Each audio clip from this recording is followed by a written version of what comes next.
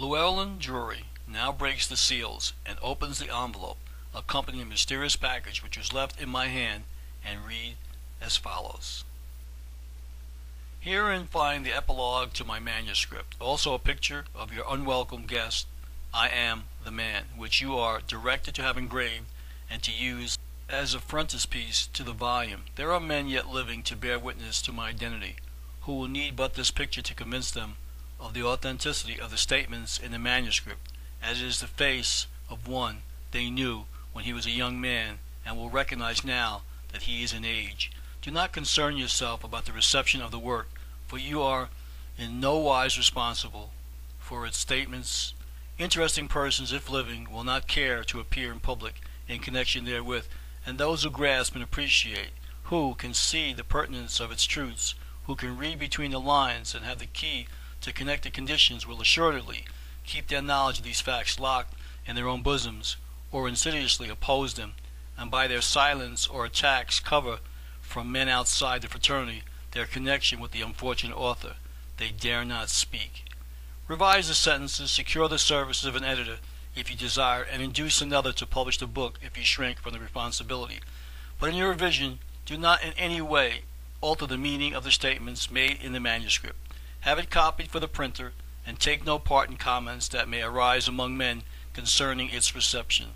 Those who are best informed regarding certain portions thereof will seemingly be least interested in the book, and those who realize most fully these truths will persistently evade the endorsement of them.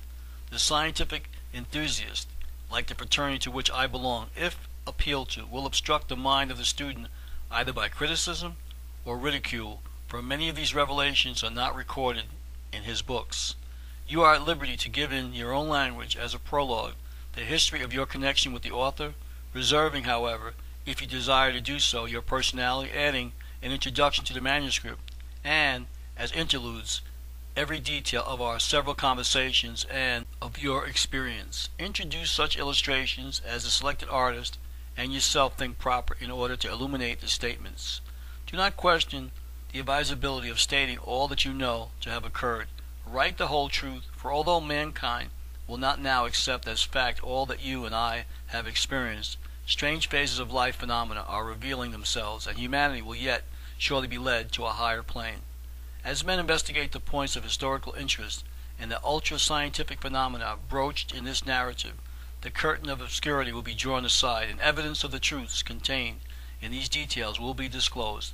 Finally, you must mutilate a page of the manuscript that you may select, and preserve the fragment intact and in secret.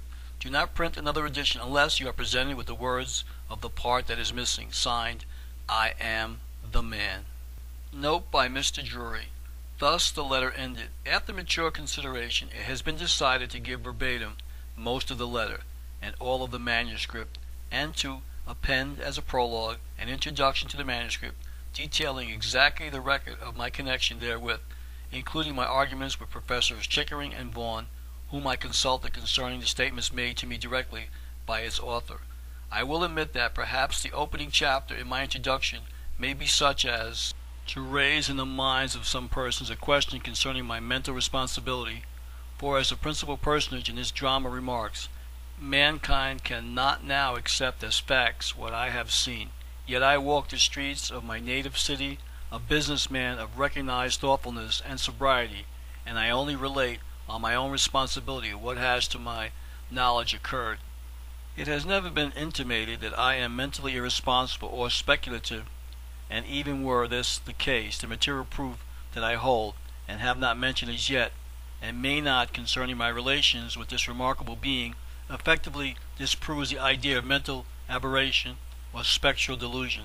Besides, many of the statements are of such a nature as to be verified easily or disproved by any person who may be inclined to repeat the experiment suggested or visit the localities mentioned. The part of the whole production that will seem the most improbable to the majority of persons is that to which I can testify from my own knowledge as related in the first portion and the closing chapter.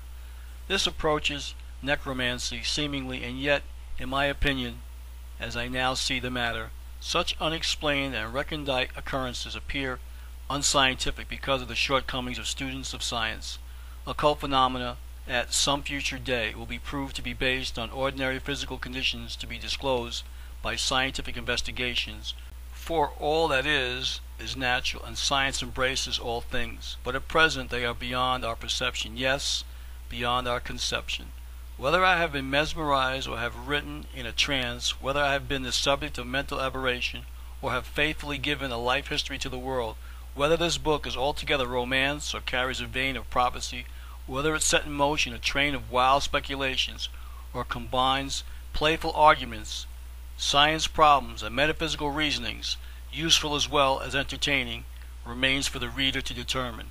So far as I, Llewellyn Drury, am concerned, this is the end.